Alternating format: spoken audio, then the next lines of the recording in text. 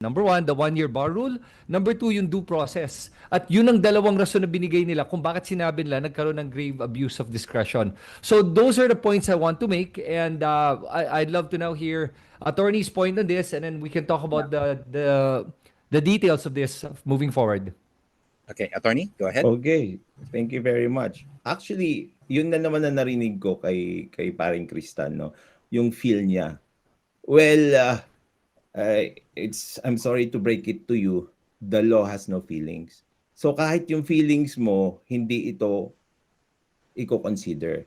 And the law does not consider the feelings also of those who are involved in a case. Kaya nga, impartial siya eh. It's automatic that in every ruling, there is a disgruntled person. Ibig sabihin, yung losing side, talagang magiging malungkot yan. Yung losing side, talagang magre-reklamo yan. Pero that does not give you the permission to actually trample on the Supreme Court, to actually attack the Supreme Court, sabihin, bawasan nyo yung confidence ng mga tao sa Supreme Court in saying na mali sila, and what is worse is the people who are saying na mali yung Supreme Court, they don't actually understand the law.